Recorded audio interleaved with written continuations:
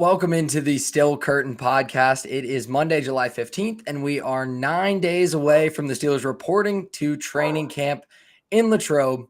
I'm Josh Yourish, and today, Still Curtain contributor Shayne Kubas is joining me to talk quarterbacks. But before we get into that, we have to talk about the Cam Sutton suspension and the slot cornerback position.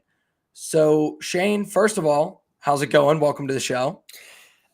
Feels good to be able to do the show. I wasn't sure if we'd be able to because I was having issues with. I have a new computer trying to get the audio set up. It kind of took it for granted it'd be easy. It was not. So here we are. But outside of that, feeling pretty good. The suspension news is certainly not something you love, but also expected to a certain degree. So we'll talk about that. That's exactly where I wanted to start with it. As we got through our technical difficulties, which is wonderful, we're ready to roll now. So Mark Kaboly on The Fan and other Steelers reporters have reported this as well. Kaboly of The Athletic, of course, said that the Steelers were preparing for a Sutton suspension. They fully expected this. They didn't exactly know how long it was going to be. It ended up being 8 games. He's eligible to return in Week 10 against Washington.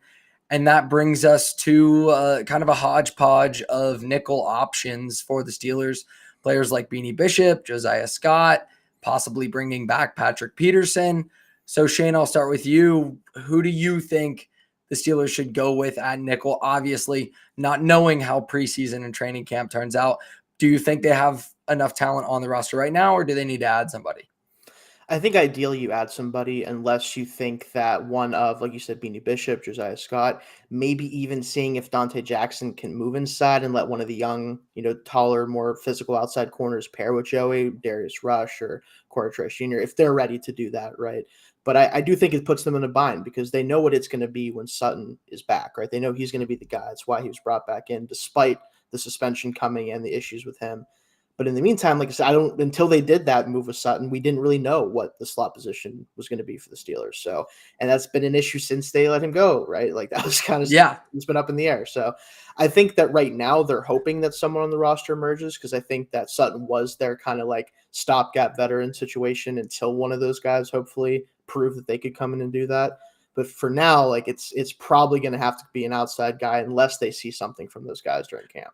That's pretty much exactly my read on it, is that if camp goes well for a Beanie Bishop, a Josiah Scott, those names that are going to be thrown out, not just by us, but by everybody in Steelers media as the new faces that you got to figure out if they can stick in the slot.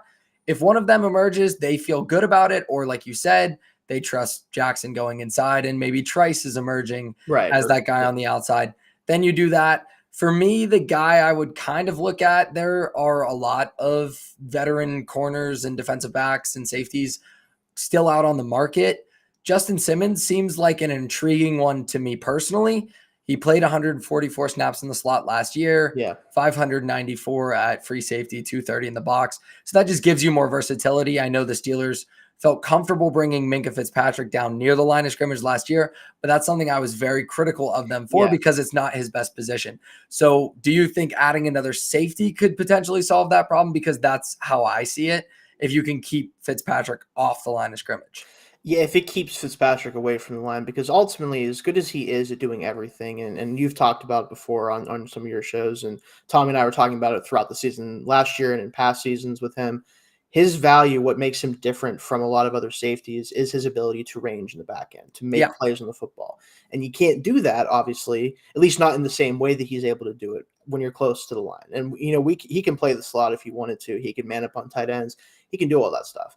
If you can bring someone else in, like you said, Simmons is a guy that has kind of slot cornery skills, always has. That's why he was such a good fit in that like split safety look with Denver for so long. Those guys always transition there well. He would be a good fit, or just anyone who can play even like the bigger slot role that we've seen get really popular, someone like that. I really love that position, like guys like in our own division with Hamilton, like guys of that nature who have the safety body or skill set but are really good at the line of scrimmage, you can play the slot. That would be nice. I don't really know what Simmons is looking for at this point, though, because he's still in the market. I don't know, like, if it's money, if it's the right fit for him. Like, he's obviously a little bit of an older player at this point, so probably wants to win. Steelers are always in there, but, we're never exactly a contender, at least recently. So it really comes down to, like, what he wants. But I would definitely be open to a Simmons signing, even though I think Elliott's going to be fine as the second safety. Exactly. We're pretty aligned on that. And it seems like it's certainly a big problem, the most glaring hole on the Steelers roster. But if that's your biggest problem, then that's not a bad spot to be going into training camp with, especially considering the number of veteran corners that are out on the free agent market. Yeah. And if you were going to talk about a bigger problem on the Steelers roster, it might be the quarterback position. And that's what we're going to get to, trying to find the Steelers a franchise quarterback. So I'll explain the premise in a second. But first, I have a message for everybody from DraftKings. Hey, Steelers fans, DraftKings is offering a fantastic sign-up bonus for new users. New customers can place a $5 first bet on any sport to instantly claim $150 in bonus bets when you sign up with our code FSBETS. The best part is that you will receive your rewards even if your first bet loses. Using our code FSBETS not only gets you these bonuses, but it also directly supports our podcast. If you've been considering signing up for DraftKings, make sure to use the code FSBETS to maximize your first bets. This offer is only available to new customers who are 21 plus and physically present in legal gambling states. Please remember to always gamble responsibly. Check the episode description for the full terms of the offer to see if you qualify. And I feel like that's the quickest I've ever gotten through that ad read because I'm really excited. Thank you. I'm getting better every week. I'm getting very excited for this Steelers franchise quarterback draft. So I explained this to you. You have your draft board ready. Yes, I do. Yeah. You will have the number one pick. And I'll explain it to the listeners now. So the premise for us was that the Steelers, it's been 8 years since they've won a playoff game. And last year, Mason Rudolph couldn't end that streak. We've seen Ben Roethlisberger lose playoff games. Kenny Pickett didn't really have his chance. Kenny Pickett was going to be the answer as the franchise quarterback, of course. And that didn't really happen. So we have to look for the different ways that the Steelers could happen upon a franchise quarterback, whether that be through the draft, through free agency, through a quarterback that's already on their roster, acquired one of those two ways. And that gives us a 4-round draft that we're going to do, going back and forth. And you can pick one quarterback from each of the categories, one currently on the roster, one that's a free agent, one that could be acquired via a trade, and one that is either a 2025 or 2026 NFL draft prospect. Everything sound good with that? Yeah, I do think I'm good on the premise here. I think I have a pretty good board together. I think my number one overall pick might surprise some people, but it is the type of thing that I think they've shown a willingness to kind of do, and especially this past off season. So we'll talk about it, but I think I'm good on the premise though. Okay, and we can pick in any order. It doesn't have to be currently on the roster first. And that'll show the value of who we think is going to be the next quarterback to win a playoff game for the Pittsburgh Steelers. The number one overall pick, Shayne. All right. So mine, I tried to go into this when you explained it in terms of like one viability, right? Like what the most likely thing that they would be looking to potentially do, because I'm assuming that the current roster quarterbacks probably isn't going to be the one to get this done. That's just my guess right now. It's a tough sell for me. I'm sure you're probably in the same boat, Josh. I don't want to reveal my draft strategy, but I'm aligned with you. Exactly, right. So I'm basing it off of what I expect this season to do, like how the season goes, and then what is their plan into 2025, assuming that happens.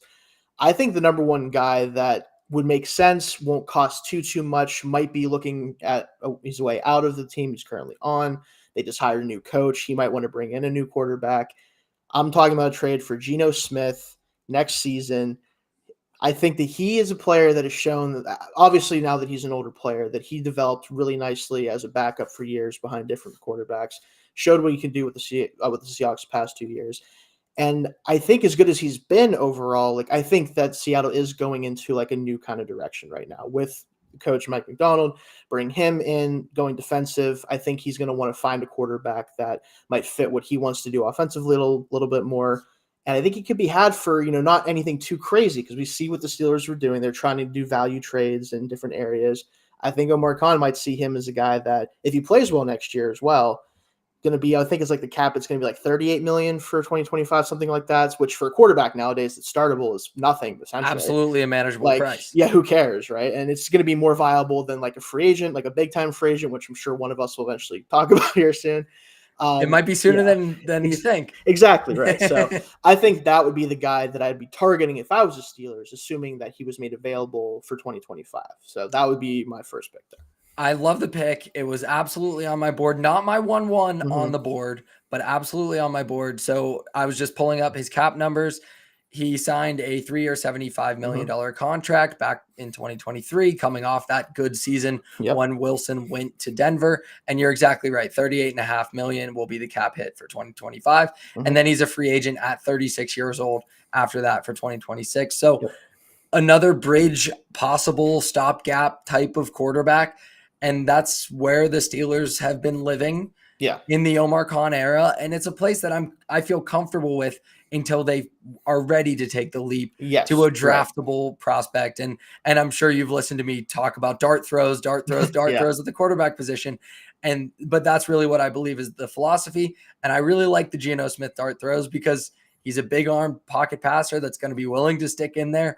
I thought about this. I tried not to overvalue this factor, but I thought about this a lot in terms of the Arthur Smith fit. Yeah, because I expect him to be here for the next couple of years, kind of Yeah, regardless. We saw it how long Matt Canada lasted, right? So I did think about that too, because I think Smith would be able to run that offense really well. And I mhm. think he can do the deep ball. He's not afraid to throw over the middle of the field. Like that type of stuff, I think Willing fits to him turn his well. back with play action, Yes, yeah. something that's really important Mhm. in the Arthur Smith offense, and something we'll probably talk about when we get to the currently on the roster quarterbacks. Yep, yeah. But that brings me to my first overall pick, number 2 in this draft, and it's Dak Prescott Yeah, as a yeah. free agent. And I Mhm. feel like that was pretty much 1-2 on my board as I finally bring up the graphic here. Yeah, you're good, yeah. I got too excited. I was Yeah, dying to know. it's a fun thing, yeah. I was dying to know who your number 1 pick was going to be because Dak was number 1 on my board, and I was hoping he'd fall to me at number 2 because I'm fascinated to talk about this. Yes. All off season, anytime we talk about contract extensions or anything's been brought up, either in on my solo shows or with guests, I talk about the value of paying guys early. And for some reason, Jerry Jones does not understand this. The Dallas Cowboys do not pay their extensions early. They wait until the market shoots up, and then they have to pay above that. And that happens regardless of if you have the best quarterback in the NFL or the 7th best, because there's not really a middle class at that position Not right now. other than the Geno Smiths. Right. And so the Cowboys waited to pay Dak Prescott, and now he's entering his age 31 season, and he's going to be a free agent after the year, or entering his age 31 season, going to be a free agent after the year. Last season, he was really good. Threw for 4,500 yards, 36 touchdowns. He was second in the MVP. Jerry didn't give him that extension off of his rookie deal when he was a 3rd round pick. He was tagged in 2020, and it gave him a ton of leverage in free agency. So you think, well, maybe they'll just tag him if they can't work out a deal. He has a no trade and no tag Yeah, clause he in that does. current contract. He's going to reach true free agency, and he's going to be more valuable than Kirk Cousins just was, who signed a $100 million contract over the first 2 years of it, $100 million guaranteed to Atlanta. I mean, that's essentially what that contract is. Pretty much, It's yeah. 4 years, but it's basically 2 for 100. Yeah. And Prescott's going to get a longer deal than that. He's going to get more money per year than that, if that's what he wants, of course. If he wants to, take a bit of a pay cut, then the Steelers would love that as well. He feels like potentially a Steeler. He's a Walter Payton Man of the Year. They've kind of valued those guys, obviously Russell Wilson, Cam Hayward. For sure. Not that that's a huge reason to No, acquire but a yeah, quarterback, it but doesn't hurt. he's somebody that they'd be willing to pay a lot of money and make the face of the franchise. And I think he'd also fit pretty well in the Arthur Smith offense. With Arthur Smith, you got to be throwing over the middle of the field. Dak did that really well in a Mike McCarthy West Coast system last year. He only averaged 6.6 yards per attempt with play action, despite having an average depth of target of 9.1. That was concerning to me. Dak does not like to turn his back to the Not as defense. much, no. And he did that earlier in his career when he had Ezekiel Elliott. Maybe he can revert back to it, but he's a true processor. Like he wants to He survey wants to see everything what's in front going of him. on, especially pre-snap, And he's but post-snap too. Yes, and he's excellent at it. He is. And I think that Arthur Smith would be able to work that into his offense if that's the guy they end up with.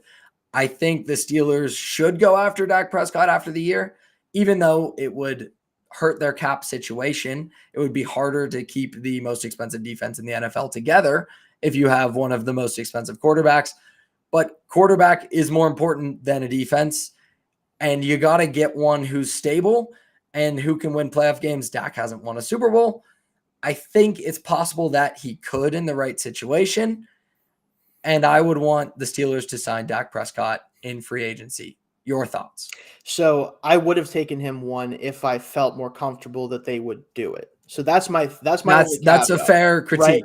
Is it's a lot of money to give a quarterback that is, despite being 31 years old, he's not a guy that's probably going to get obviously any better. He's not a guy that he's a guy that's had injuries in the past. Luckily, hasn't really recently. The ankle was the last major one he had, and I think part of why he isn't as much of a playmaker as he was early in his career, and why maybe the play action stuff isn't as effective. I think he is more of that true sit in the pocket player more than ever.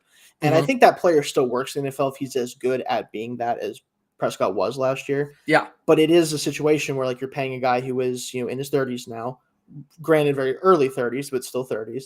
You don't know how much he's going to in terms of the playmaking, if it's ever going to come back, like you talked about with the play action and everything else. It could be a contract that is not bad, but doesn't get them the results they ultimately want. And then you're paying, I think it's going to take at least a 4-year, $240 million contract. I agree. To sign him. I think that's kind of the baseline currently based off what we've seen from other quarterbacks. It's a lot of money, and they can make it work if they want to. Like any other team, if you want to pay a guy that much money, there's ways to do it. Now, it may not be how you want to do it. It may not allow you to build the roster you want to do. Yeah. But it's possible. And if it's important enough, which with quarterback it's always going to be, it makes sense. I just feel like Khan probably isn't at that point where he feels like we have to spend $200+ million on a quarterback next offseason.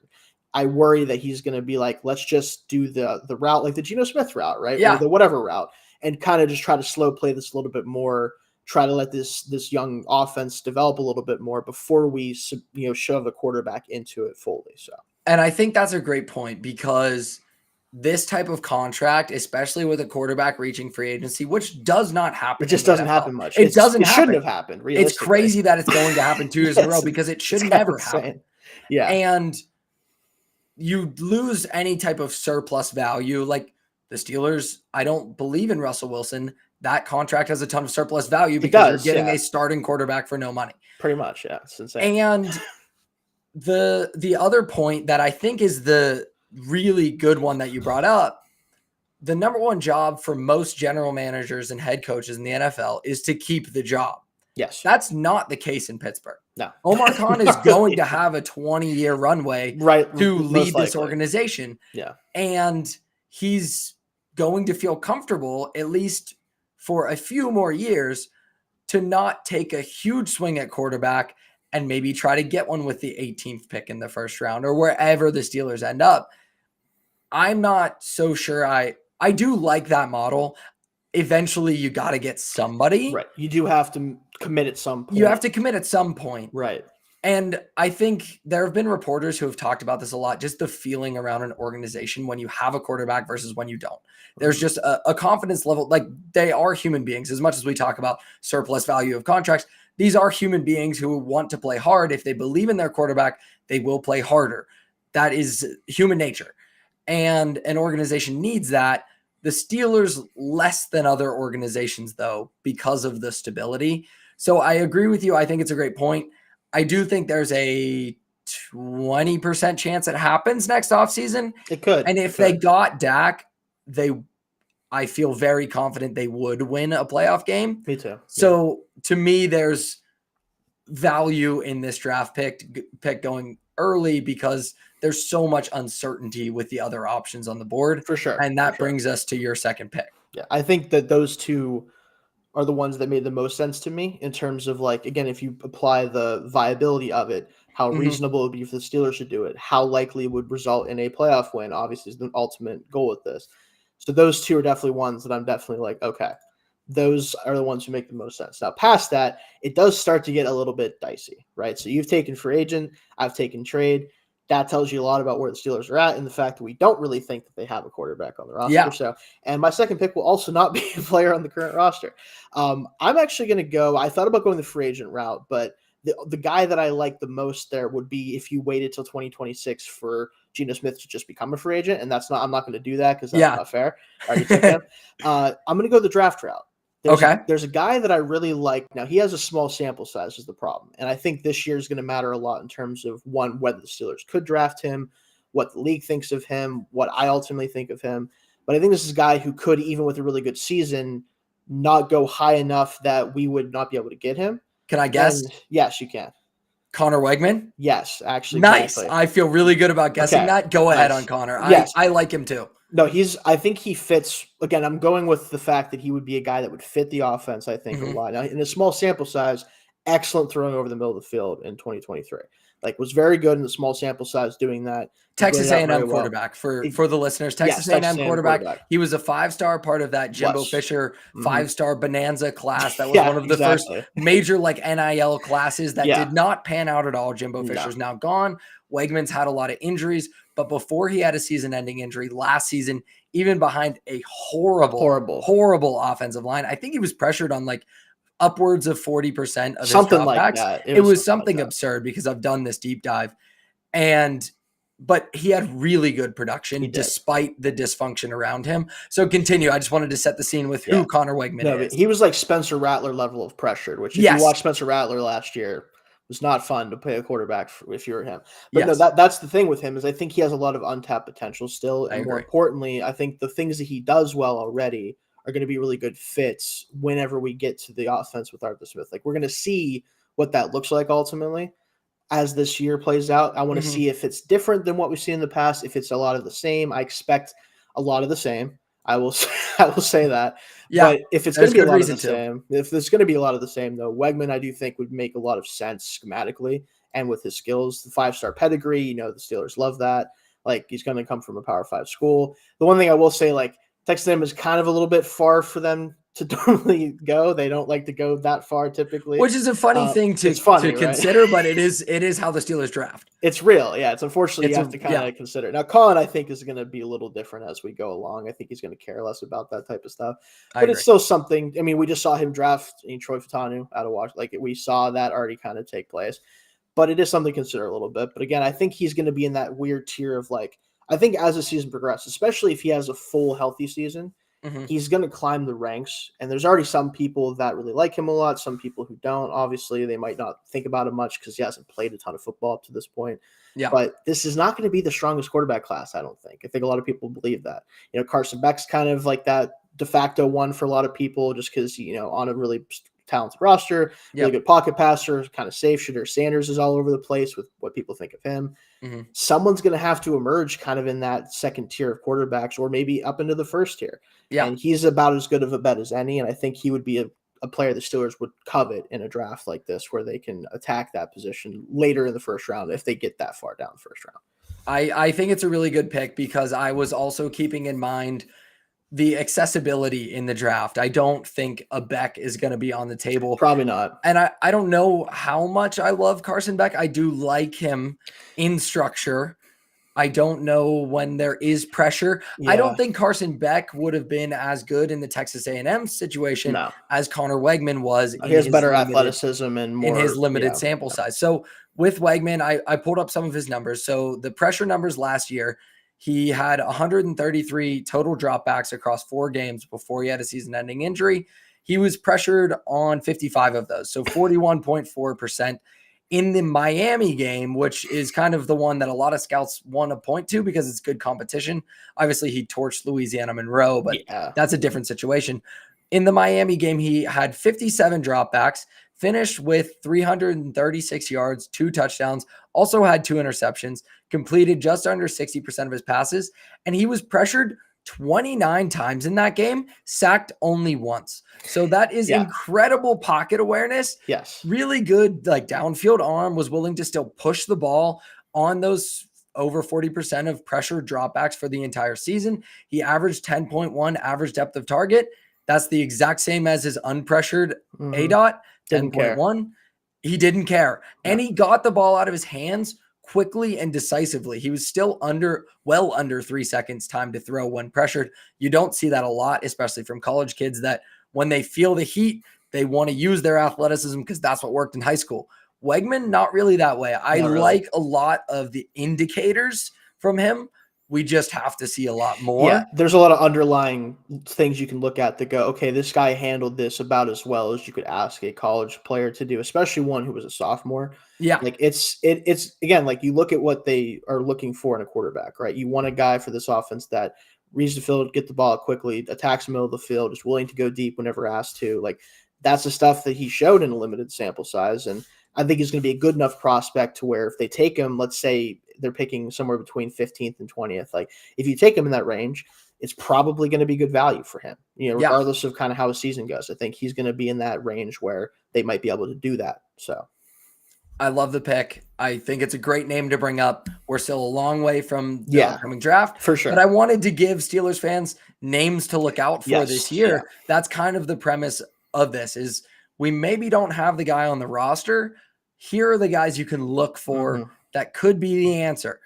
And with that being said, for my second pick, I am taking a guy on the roster. Okay. And I'm taking Justin Fields. Okay. And this will be a good time to just talk about the quarterback battle and what we think about it, because obviously Russell Wilson's going to end up on your team now. There are only two options really for that. For sure. For sure. And you can certainly wait to take that pick. I think Fields, with just the athleticism, he's still young. He's going to be more teachable. He'll potentially be a better fit in the Arthur Smith offense. I don't think either quarterback's going to be willing to turn their back to the offense, or comfortable, maybe willing. Comfortable is a different beast altogether, to turn their back to the defense and throw over the middle on time. That's not what either of these guys do. It is an incongruent fit with Arthur Smith. But Justin Fields just has a tantalizing level of talent. And I think we're going to see a washed up Russell Wilson through 4 or 5 weeks. And eventually the 6'4", 220-pounder who runs a 4.3 is going to be sitting on the sidelines, and you're just going to put him in the game. The same way Mike Tomlin did with Kenny Pickett against the Jets when Mitch Trubisky was absolutely terrible and threw 3 interceptions in the first half. You throw in Kenny Pickett because this is a disaster. Let's see what the kid's got. Yeah. I think that's going to happen with Justin Fields. And to say that they'll win a playoff game this year might feel a bit bold, but I talked about this a little bit last week with my 6-pack of off-season thoughts. I really loved last year's draft class, and I loved what they showed in their rookie seasons, and then stacked on another draft class that I feel confident about. Yes. I don't know that this is going to be a generational class that we're talking about with, those Steelers classes of the 70s, or even the 2017 Saints is the one I used. That's like the modern equivalent. The modern equivalent, right? They got a lot of great starters, even Trey Hendrickson later in the rounds. Yep. I don't think it's going to be to that level, but in back-to-back years, they've drastically raised the level of talent on this roster. Eventually, I think that's worth something. And I think it could be worth a first-round win in the playoffs, along the lines of Tampa Bay last year. Like nothing that you feel really great about as a true contender, but they took out the Eagles, who were falling apart in the second half. Yeah, they definitely fizzled out. I could see a world where that happens for Justin Fields. I don't feel super confident about it, but at least I know he is a Steeler. So there's some inherent value to taking him early enough in this draft. So I'll take Fields. Yeah. And I think it makes a lot of sense for you to take Fields, because I think and we can talk a little bit about this since we're talking about the quarterback position right now.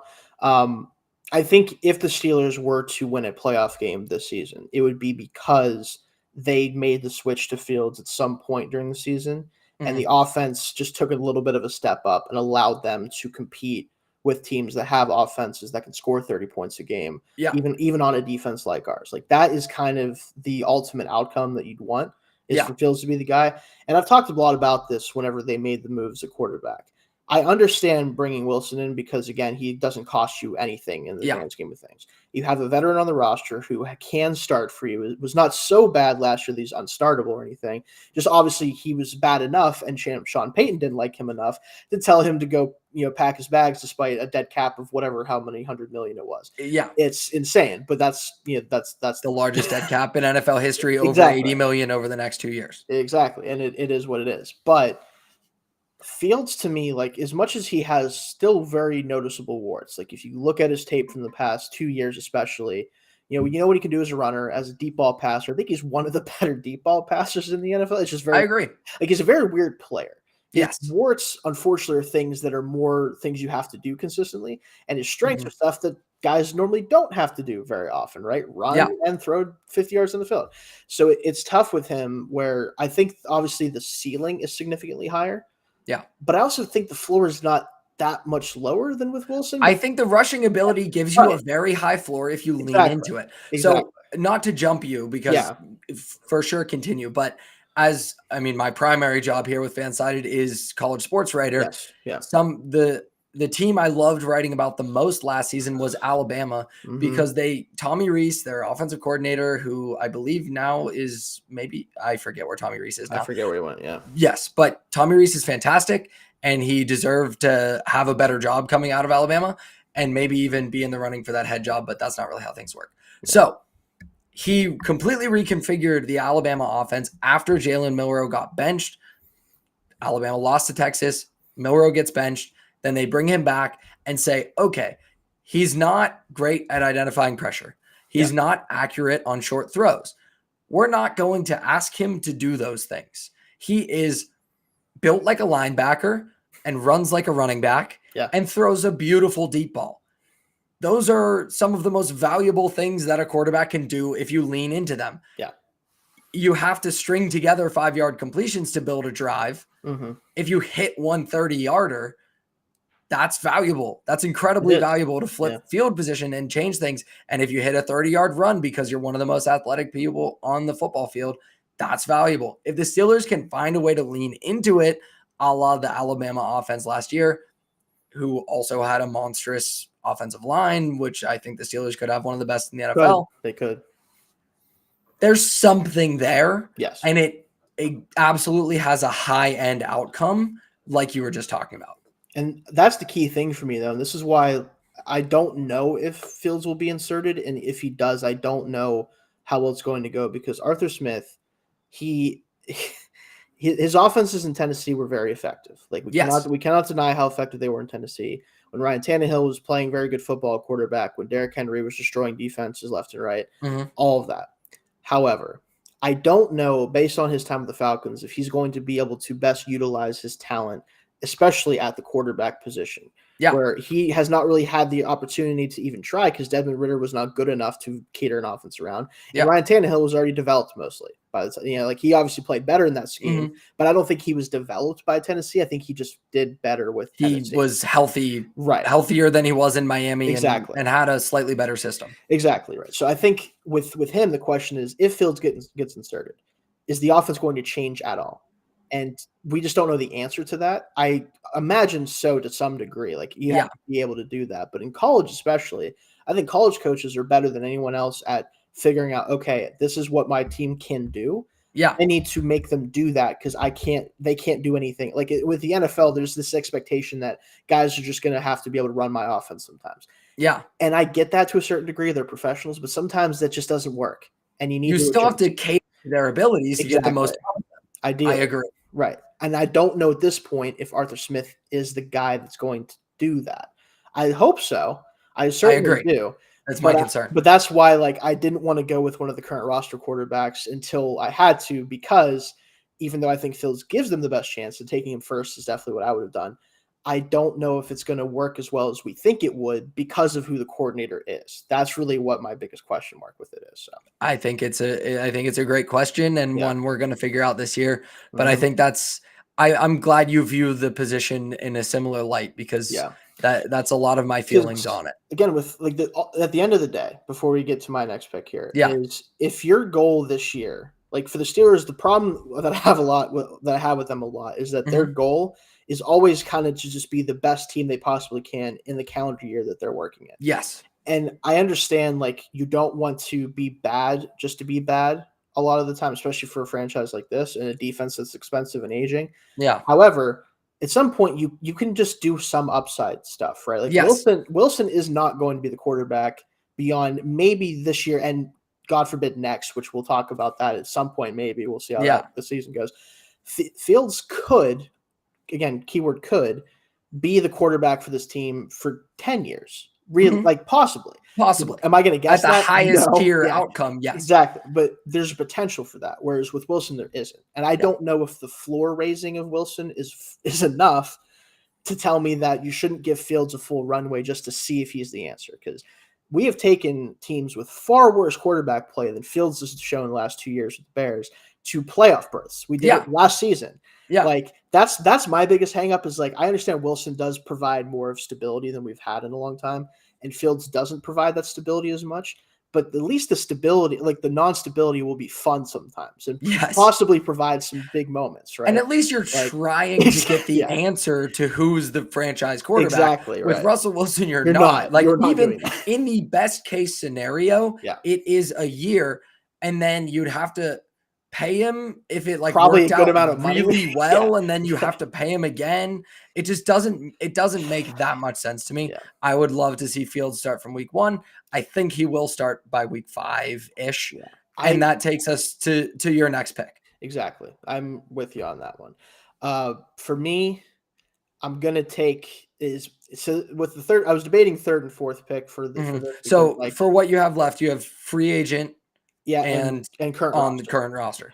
And because of who I have left of free agent over the next 2 years, even though I do think the free agent player is probably a better player than Wilson is personally, and it'll be my next pick, so you'll see. Yeah. I'm gonna say Wilson because I think, and with Russell Wilson as my third pick, because if he does play well enough through the first half of the schedule, right?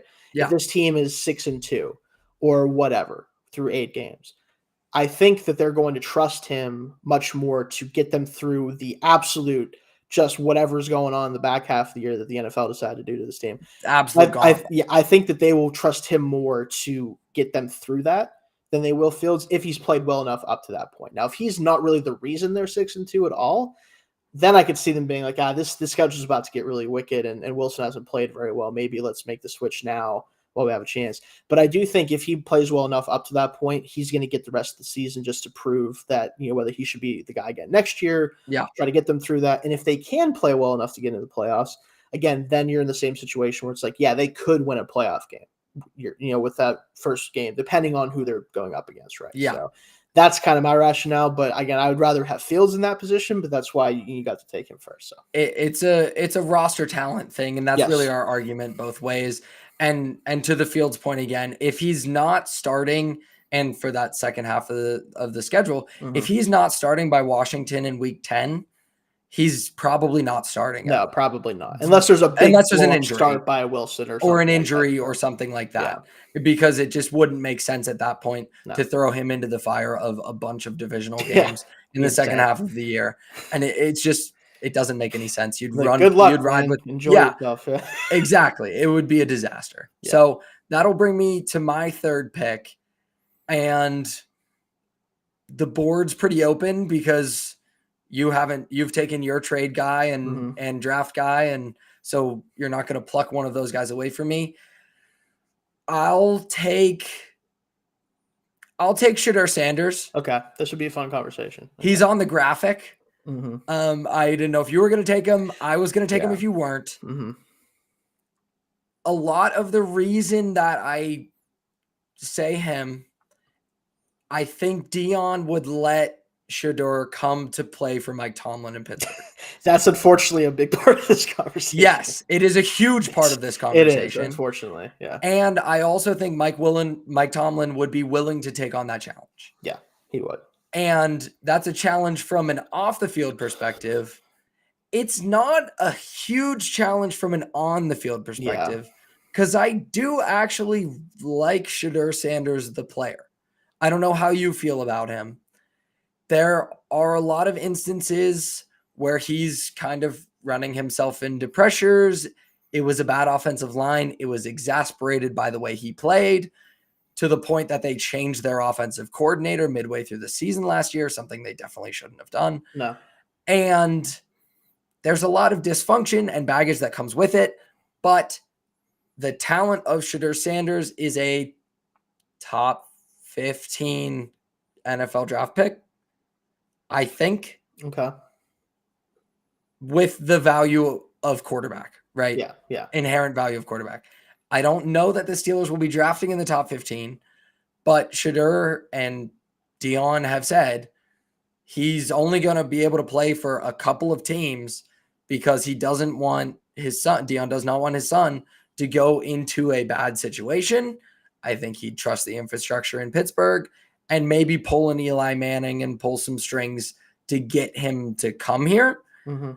And at that point, if you're getting Shedeur Sanders at 19, 20, I think I'd be willing to take that gamble because I like the accuracy. I like the decision-making down the field. I like what I see from that processing point of view. His eyes do come down some. He's willing to hold on to the ball too long. But in a functional organization that has an offensive line, has an offensive structure, is not fully catering to him as the son and the savior, I think there's a lot of potential. What do you say? Yeah, so I do think it could work out. And I think the thing with Shedeur for me, and I watched a lot of his tape when I was doing draft prospects this year for the quarterback class, because I wanted to see where I actually was at with him in particular, because I knew or at least I expected his draft process was going to be a bit of a mess because of all of it. Right. Yes. And I wanted to know, like, good way to put it. Coming into the season, like, obviously this season is going to matter a lot in terms of how much differently I think of him going into 2025. But I had a preliminary, like, mid-second round grade on him because, again, I think the accuracy is there. I think the ability to protect the football is certainly there, especially throwing football. Yes. I think that despite the sacks, I think he has better pocket presence than the sacks indicate. I just think he kind of let that pressure get to him too often and wasn't willing to just get the football out of his hands. I agree. There was one point last year where people were claiming that he was like taking sacks so he wouldn't drop his completion percentage. I'm like, all right, that's kind of insane. Doesn't make any sense to me. Like, I'd much rather have a guy complete 60% of his passes and not get sacked 80,000 times. Yeah. I don't really think that makes sense. Whatever. The point is, like, the sacks are a concern. I think for the Steelers especially, we've seen guys who don't have the best pocket presence. I'm not going to name any names. We all know who I'm talking about. Somebody who likes to spin out to the left and can't get past the defensive end. Exactly, for no real apparent reason. Just somebody. I don't. Somebody. So I do think they might be concerned about that. I know I'd be concerned about that, despite because the offensive line play matters, but it doesn't matter as much if your quarterback doesn't care how good the offensive line is. I agree. And again, with Sanders, we don't really know that because he hasn't played with a good line, right? So we don't know if he'll kind of skip that habit a little bit. It should be at least a little bit better this year. We'll see. But ultimately, I think from a fit standpoint, I think it'd be fine with the way he plays. I do think he has a little bit more athleticism than he showed at times. Obviously, the genes are going to be, helps. Yeah. But ultimately, it depends on, again, where you'd have to draft him. If he's going to go in the top 15 and we'd have to move up, even if Dion says, oh, don't draft him and whatever. Yeah. I just don't. My problem is, is Dion, as much pull as he probably has to a certain degree, Sanders, the reason why he'd be able to fall to a team that he wants him to go to is not because of the Eli Manning thing. It's actually because he's not so good a team has to take him in the top 10. It's like Eli. It's kind of the opposite. It's level of leverage. You can go to another. That might be what it is. It's almost like the Lonzo Ball thing. Yeah. Where it's like we don't want the headache. And the Lakers were willing to deal with it. Right. So it's very interesting. Very interesting conversation. But I get why he would be the other 2025 guy to look at for sure. Yeah. Because, again, the potential is there for him to just be taken naturally where he would be picked. And also Dion, like you said, might just kind of force his way to a team like us. So. Yeah. Quinn Ewers was the other guy that I would be considering. I just don't think he's going to fall. I don't love the consistency with things like footwork. I am a lot lower on Ewers than a lot of people are. Yeah. But I think the NFL is going to love him. I think the NFL is going to love his arm talent and the pedigree as the highest rated quarterback recruit pretty much ever. Yeah. and playing an extra year, all those extra reps in Sark's offense at Texas, I think Quinn Ewers will just be out of reach. I don't feel like he's an attainable guy. I think Shedeur Sanders could be. And to the pressure stuff we talked about, it's not, when you look at the numbers, it's not as glaring as you'd think. So Sanders, the offensive line in Colorado was just a disaster. He was pressured 195 times, and that's the second most among quarterbacks with at least 100 dropbacks last season. It was a staggering number of pressures. Braden Schrager, Hawaii's quarterback, was the only quarterback pressured more. He was sacked 49 times, which is, I believe, the second most in the country. And his time to throw was 2.89 seconds. It wasn't horrendous. You That's wanted a not little bit that lower, bad. but it's still like not above 3. Like when it's above 3, that's the problem. I start to worry, unless you're like a Caleb Williams. Yes, because Caleb Williams was well above 3. And honestly, watching throughout the season, I kind of expected Sanders to be closer to a Williams 3, and he wasn't. That gave me some confidence in his profile. I'm also stalling a little bit because I'm looking for some other numbers. He was pressured on 37% of his dropbacks, averaged 6.4 yards per attempt. And on those pressured dropbacks, he held onto the ball for 3.76 seconds. Yeah. That's a problem. There's the problem. Yeah. I just don't think it's like one that disqualifies him from being an NFL quarterback. Not that much, no. It's just, I think it lowers his profile. The other thing, and I'll just throw this out there before we do our last 2 picks here. Yeah. I'm not a huge fan of his arm talent at all. I think it's good. The level. Yeah, it's good enough for an NFL starter where it won't like limit him often on a lot of throws. But there's going to be some throws that he just can't quite make. Like I'd say it's like a little bit above like a Tua. It's not that much of a concern for me, but it's still in that like B minus tier. He needs to be like to reach his ceiling. Yeah. As a first round quarterback and whatever you think that may be, he needs to be a very high level processor. Yes. Yeah.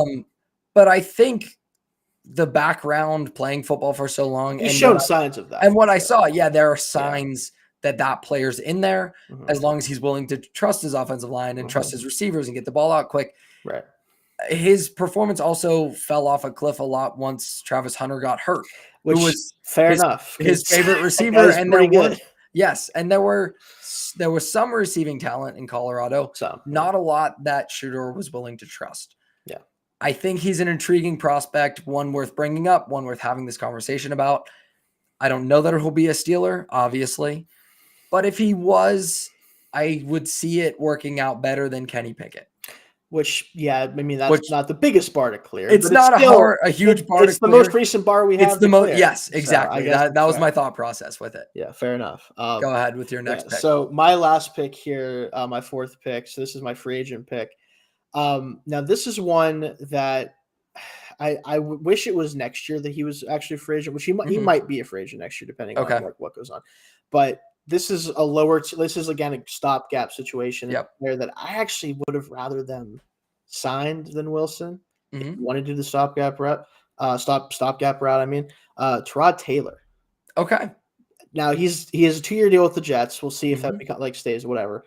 But so it's maybe 2026 is an option for agent. But I watched a lot of Giants last year because I have a friend who's a Giants fan, and I kind of wanted to share his misery a little bit. I want to be like, how bad was this team really? Oh, yeah. And I'll tell you, when Tyrod Taylor was playing quarterback for that team, they were fun to watch on offense. Like, they didn't always put up a ton of points. But it wasn't always pretty. Like, it was fun. Like, he attacked down the field. He was effective doing it. He was decisive. Like, this is a guy that I would like if there was any what if guy that wasn't like a top tier quarterback. Yeah, like a mid-level what if. Like, this is the ultimate what if for me because ever since he got his chance with Buffalo, it feels like he's always playing good football. Yeah. It may not be like top 15 football, it may whatever, but he's been a starting caliber player at every stop he's been that he's had enough time to actually show it. Right? Yeah. And it's really frustrating because I'm like, if this guy could just have a fully healthy season, even now, because he's obviously older now. I think he's 34, 35, whatever it is. Yeah. But like when he was on the field last year, he looked like the best player at quarterback and not the $40 million guy. Yeah. not Mr. Italian, whatever the hell, whatever they Tommy like, DeVito. yeah, exactly. It was Tyrod Taylor, and I think that happens more often than we think it does. Like even the Houston stint, whenever he had to come out for Davis Mills because he got hurt, Yeah. they were playing good football in Houston on offense when he was Yeah. starting. Like, and that was a bad football team, like really bad football team. Yes. Like with the Steelers and with the weapons we are going to probably have by then, and the fact that the offensive line should be in a good spot, like that could be a sneaky good team with him at quarterback, even at 36 or how old it would be at the time. So he would be my free agent pick.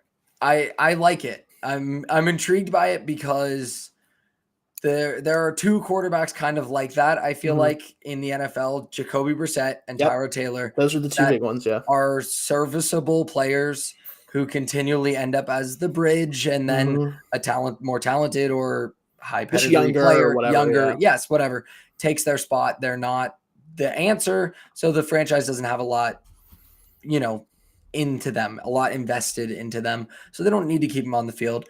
That's a fun name to bring up. Not one I expected to talk about. The free agent market was hard. It was, because if you take Dak Prescott out and you try to not to assume guys who have no shot of being a free agent, usually are not free agents, it's kind of this type of player. That's why I wanted to talk about him, because I felt like he's at least a guy that I'm pretty confident, assuming he's healthy and everything's good, would still be a starting-ish caliber quarterback at that time and could give us a gap in time. And if you strike out in the draft or aren't interested, or they're just not ready, right? Or whatever the option is, they don't want to draft, and you're done with Wilson, and you bring Fields back, but it wasn't great. Yeah, right. He's a guy you can just be like, well, we have a quarterback. He'll win 9 games probably. Yeah, and that gives him a chance to be the guy who wins the playoff game, and that's the goal here. So I like the pick. That brings me to the final pick of this draft and a trade guy. And the trade guys were hard for me to identify a little bit. There's two guys I do have on my board other than the Geno trade that I gave. So I'm curious if it's one of the ones you had. I'll be interested to see what your second one was. If it's not the one, or both of them, if it's not the one I'm going to say. It's Kirk Cousins. Okay, yep. Was it one of yours? That was one of mine. Yeah, 2026 specifically. Yeah. Yes. Yeah. Not next year, year after. First round quarterbacks and top 10 quarterbacks play. Yeah. That's just the reality of NFL football. Yeah. And the Falcons drafted Michael Penix Jr. at number 8, I believe. Yeah, it was number 8. Still can't really believe that one, but yeah. I can't either. That is true. I liked Penix. Yeah. There are red flags, obviously, and there are concerns about him as a player. I liked him. Maybe late in the first round, early in the second. That's where I was at too. Yeah. And they fell in love with him. Terry Fontenot and that front office in Atlanta fell in love with him. Okay. Eventually you're going to want to see him play then. And that means Kirk Cousins is going to go somewhere else. Or Michael Penix Jr., if Kirk Cousins is winning, is going to go somewhere else. But one of the two of them is going to go somewhere else. Yeah. And if the Steelers still don't have an answer at quarterback, the Fields thing, maybe they bring him back next year. And then they're like, okay, we saw a full year, just Fields, no Wilson in the way. We don't love it. Let's just get some stability for 2 years on the end of this contract. It's expensive. Maybe we can restructure a little bit. Yeah. Okay. I'd be interested in seeing what that would look like. I was interested in seeing potentially what that would look like this offseason. Yeah, I would have been okay with them doing that this offseason if I would have too. To do that. But I am also a Kirk Cousins hater. Like I think Kirk Cousins is better than everyone who says Kirk Cousins is bad. Right. But I also don't think Kirk Cousins is a quarterback I want in a playoff game, because there's just a human nature aggressiveness element of like, are you willing to take the chance or not? And I don't think he is. And we learned that against the Giants and Daniel Jones. The fourth down throw was really... That was it for me, because he played great that year. He was a really good fit with Kevin O'Connell's offense. And I saw him check it down to TJ Hawkinson. And he said after the game, Justin Jefferson was double covered. Yeah, but you got to try. Right, because then anyone except him care that he was double covered though. Justin Jefferson certainly didn't cover. Justin Jefferson would not have cared. No. He would have given them the best chance. And we saw earlier in that season, he took chances like against Buffalo. And that's something chronicled in the quarterback documentary that I thought was not very good. But people fell in love with Kirk Cousins through. He was willing to take those chances on a late drive in the game. In the playoffs, he wasn't. I don't think that'll ever change, but I also think he's competent enough with the roster talent that Omar Khan is assembling. If you put him in Pittsburgh, it may not have to be a close playoff game in round one. Right.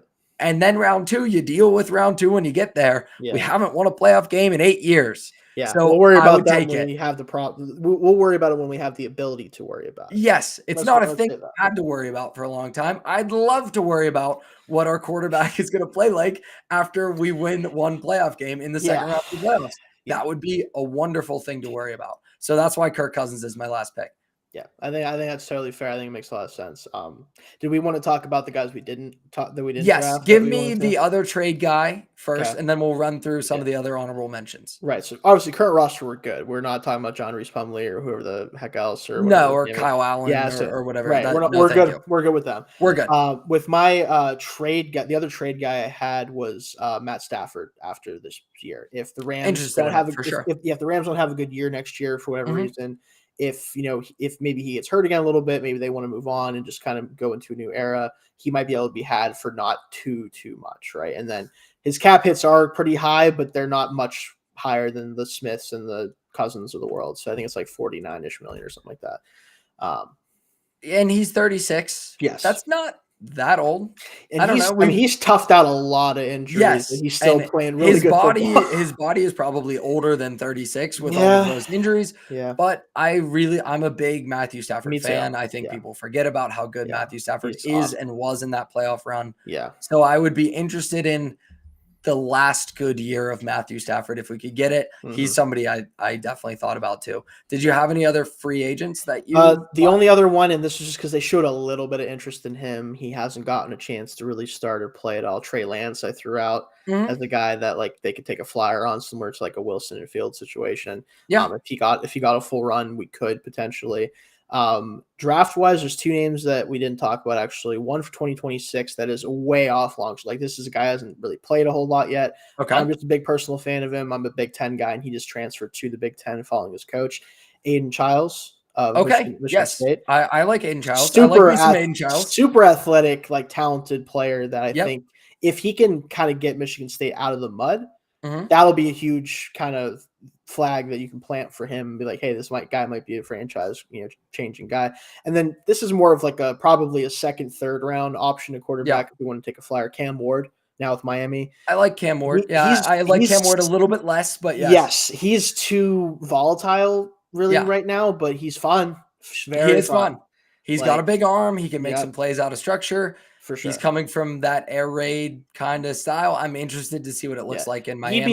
He'd be a good flyer guy, I think. For me. Just because I definitely agree. He has the talent to make it work. It's just whether he will or not, right? That's the thing with him. And in the non-specific to Cam Ward, in the state that the Steelers are in, they should be drafting a quarterback like that every year. Just to see. Yeah, just to see. Yeah. And if you take him in the second or the third, you're not married to him. No.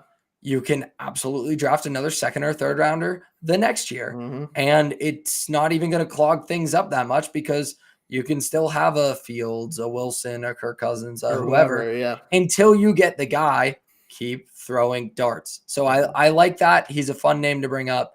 I don't have many that I really love. I mean, I'm kind of a Drew Aller guy, but that's more off of pedigree. Well, I will say as someone who also does Penn State stuff as well. Yes, go ahead. What are your thoughts? Yeah, go ahead. My biggest issue with Aller is that it just feels like sometimes he doesn't have any idea where the football is going to go when he lets go of it. That is my biggest thing. There's too many times. I know the receivers weren't good. I Yes. understand that. I blame circumstance more Yeah. than I blame him. Exactly. So But I'm intrigued. it's me too still. I'm Yes. very curious. But at some point, I got to see you throw a football where I'm like, that was exactly where you wanted that ball to Yes. go. And I didn't see that often enough last year. So I agree. we'll see with the new offense, with everything, but it'll be fun. I don't feel great about it. I actually think the bigger problem for him was the offensive line. He was pressured a Yeah, lot, especially in was. big time games. Yeah. And I think he handled it really well. He has a really Yeah. low pressure to sack rate. He's very good at protecting the football, protecting Very himself. good. So it's those indicator things again, Yeah. like with Wegman, where I'm like, you got the pedigree, you have a couple of things I really like. But who knows? Yeah, he's just got to get more accurate. Yeah, it's somebody who's far down the line. Sure. Another free agent guy I was gonna bring up is Daniel Jones. He was who I was gonna take if you took Dak Prescott. Right. And obviously you said you like Tyrod Taylor better than Daniel Jones. I do, actually. I liked the 1 year, the good year, the 961 year. Yeah. If they cut him next year, I think he's kind of a combination of Wilson and Fields in terms of like, he's super cheap. He just got cut off a big deal. He also has the first round pedigree of Fields. And then he could play a little bit like Tannehill with the athleticism, the big body. And maybe Arthur Smith would be enticed by that. It's not something I would feel good about. If it's something cheap, I could see. Care. It's something I could see as a feasible option. So it's not something I would love. That's why Prescott was going to be my first overall pick, because I did not feel good about the free agent options other than that. Are there any other names you want to bring up? No, I think those are the names that I wanted to talk about with the quarterbacks. It's tough in this league when you don't have guys. Like, it's just at the end of the day, if you're watching, listening to this, if you have a quarterback and you're not, for some reason you're listening to this and you're not a Steelers fan, your team has a quarterback, good for you guys. Because at this point, that's kind of what the biggest question with this team is ultimately. And it always will be until we have an answer for it. And it's definitely not anything guaranteed in the next couple of years. Like, there's a lot of work that needs to be done still. And older Steelers fans than me always talk about, you had Bradshaw and you felt like it was just going to keep rolling. Yep. And it did not keep rolling. Unless you're the Packers, it does not keep rolling. It does not keep rolling. And there are these gaps, and that's why it's important to talk about this. So we can keep our eye on these options and these different guys and see if it's the right time for Omar Khan to strike. And like we talked about a little bit earlier, the organizational stability gives them the runway to take chances and make prudent decisions, unlike the Atlanta Falcons. And that is an advantage of the way the Steelers do business. It will help them get a franchise quarterback, but it may mean that they're not going to try again right away. Yeah, exactly. Thanks so much for coming on, Shayne. This was a ton of fun. Before we go, I do have to say, if you're a fan of the Pittsburgh Steelers, and you probably are if you're listening to us an hour plus in talk about second round quarterbacks for the 2026 draft, then you should support the Steel Curtain Podcast. Please consider subscribing to the Steel Curtain Podcast on YouTube. We appreciate your support. We appreciate you watching and sticking through with us as we nerd out on some quarterback stuff. I really love doing this. Thank you for doing it. And as we figured out our technical difficulties, it was fantastic. Well, I'll certainly be happy to have you on and be listening to your show on Wednesdays with Tommy as well. Yeah, check out our Wednesday shows as well. We have Monday, Wednesday shows every week, preferably. Tommy's been out, and ideally, yes. But we should be back this Wednesday, barring some sort of other issue. But yeah, we'll be back on Wednesday. And then I'll be on vacation next Monday. So we'll get back to normal as the Steelers get to training camp. If you're gonna miss time, this is the time. This is the time for a little vacation. So I'm gonna take it, come back refreshed. Excited to watch Russell Wilson play some football, and let's get ready for the Steelers to get to training camp. Thanks a lot, Shayne. Yep, absolutely.